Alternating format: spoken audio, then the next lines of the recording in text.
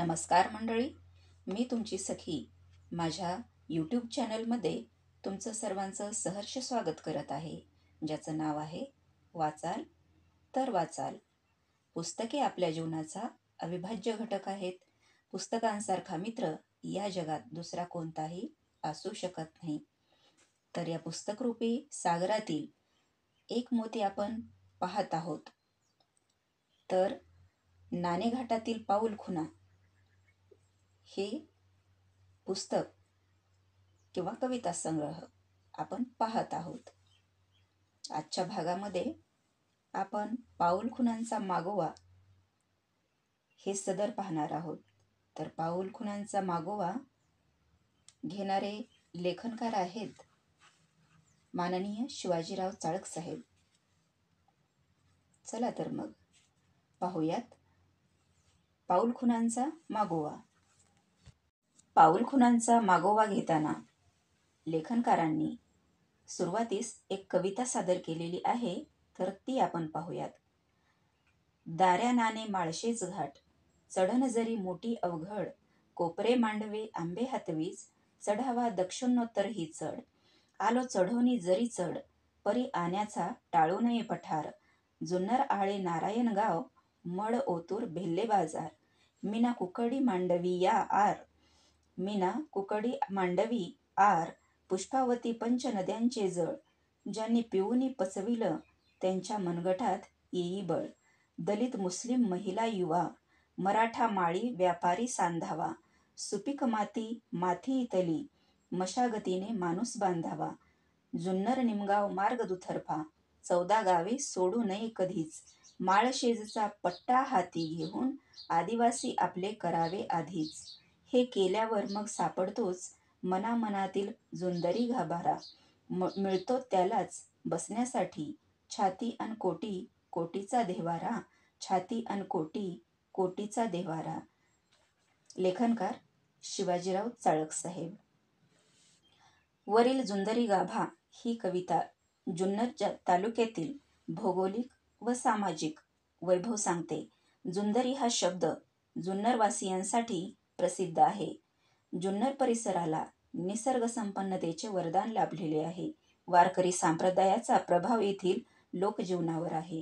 येथील मातीत रुजलेल्या लोकसंस्कृतीचे, लोकसाहित्याचे लेणे लिहून येथील लोकांची जडणघडण होते आहे.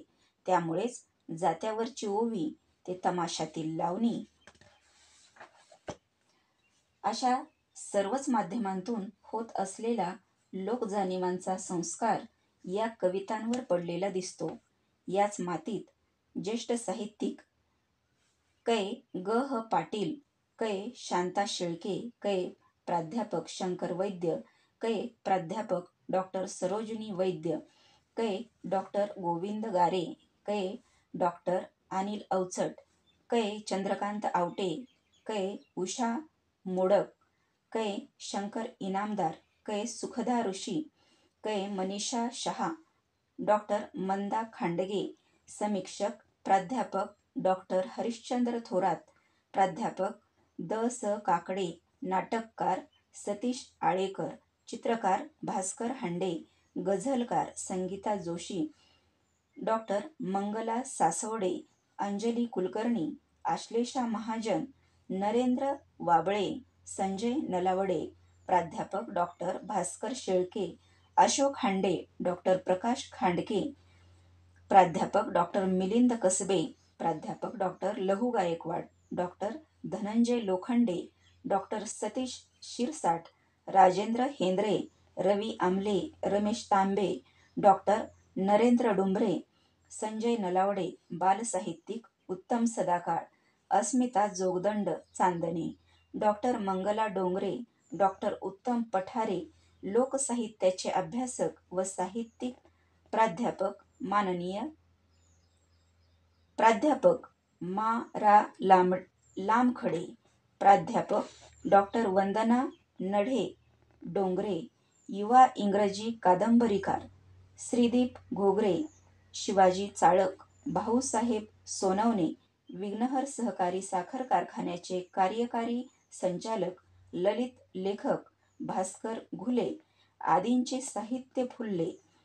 त्यांच्या साहित्याने मराठी साहित्यात एक अमीट ठसा निर्माण केला आहे. इथली कला जोपासली गेली आहे. या परिसराला ऐतिहासिक, भौगोलिक, सांस्कृतिक, औद्योगिक वारसा लाभला आहे. प्रत्येक क्षेत्रात या परिसराने मोलाचे योगदान दिलेले आहे. काही उदाहरणेच द्यायची झाली तर पुढील काही उल्लेख महत्त्वाचे ठरतील. जुन्नर परिसर अनेक ऐतिहासिक घटनांचा साक्षीदार राहिलेला आहे. मराठी साम्राज्याची मुहूर्तमेढ रोवणाऱ्या छत्रपती शिवाजी महाराजांचा जन्म येथील शिवनेरी किल्ल्यावर 19 फेब्रुवारी 1630 रोजी झाला. स्वराज्याच्या पाऊलखुणा प्रथम याच मातीत उमटल्या, ही अभिमानास्पद बाब आहे. याच शिवनेरी किल्ल्याचा शिवजन्मभूमी बरोबरच शिवस्वराज्य संकल्पभूमी म्हणून विशेष उल्लेख करावा लागेल. योगायोग म्हणजे याच शिवनेरी किल्ल्यावर 27 एप्रिल 1960 रोजी महाराष्ट्राचे प्रथम तत्कालीन मुख्यमंत्री स्वर्गवासी यशवंतराव चव्हाण यांनी महाराष्ट्र राज्याची घोषणा केली. हा क्षण तर अविस्मरणीयच आहे. भौगोलिक दृष्टीने जुन्नर परिसर फारच महत्त्वाचा ठरला आहे. मीना, कुकडी, पुष्पावती, मांडवी व आर या नद्या जुन्नरच्या समृद्धीत भर घालत आहेत. निसर्गाचा राजा व पर्यटनप्रेमींचे आवडते ठिकाण माळशेज घाट, दाऱ्या घाट, नाणे घाट यांच्या निसर्ग संपन्नतेचे वरदान या परिसराला लाभले आहे. हा परिसर धरणांसाठी प्रसिद्ध असून कुकडीसारखा मोठा राष्ट्रीय प्रकल्प येथे राबविला गेला. त्या प्रकल्पातील येडगाव, वडज, माणिकडोह, पिंपळगाव, जोगे ही मोठी धरणे फक्त जुन्नरच नव्हे तर आसपासच्या अहमदनगर, सोलापूर जिल्ह्यातील लोकांची शेतीची पाण्याची गरज भागवितात. धरणग्रस्त विस्थापितांच्या पुनर्वसनासाठी संघर्षाची ठिणगी म्हणून 6 ऑक्टोबर 1970 रोजी येडगाव धरणाच्या भूमिपूजनाच्या वेळी स्वर्गवासी यशवंतराव चव्हाण यांच्या ओवाळणीचे ताट उधळून देण्याच्या घटनेचा उल्लेख करता येतो.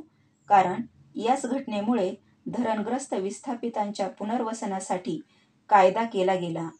चिल्हेवाडी, पाचघर या ठिकाणी धरण होण्यासाठी कुकडी प्रकल्प व जुन्नर तालुका ही ज्यांची अस्मिता म्हणून ओळखली जाते ते जलसंपदा विभागातील निवृत्त सचिव रो. मा. लांडगे, उपविभागीय अधिकारी लक्ष्मण तथा शिवाजी चाळक व सामाजिक कार्यकर्ते अनंतराव चौगुले यांनी कल्पकतेने पाठपुरावा करून हा कुकडी प्रकल्पातील पूरक प्रकल्प मंजूर करून घेतला.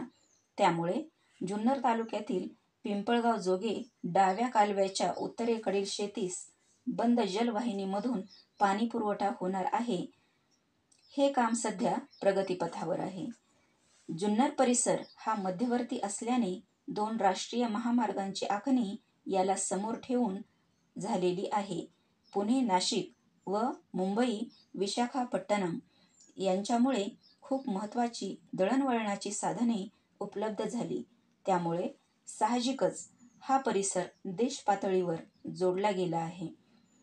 मुंबईशी दळणवळण वाढावे म्हणून घाटमार्ग निर्माण होण्यासाठी माननीय आमदार कैलासवासी दत्तात्रेय ढोबळे, माननीय आमदार कैलासवासी विठ्ठलराव आवटे, माननीय आमदार कैलासवासी दशरथरावजी काकडे आणि विशेषत्वाने माननीय आमदार कैलासवासी श्रीकृष्ण तांबे, माननीय आमदार कैलासवासी लताबाई तांबे, ठाणे येथून प्रतिनिधित्व करणारे आमदार डी. राजश्री यांच्या प्रयत्नांचा विशेषत्वाने उल्लेख करावा लागेल.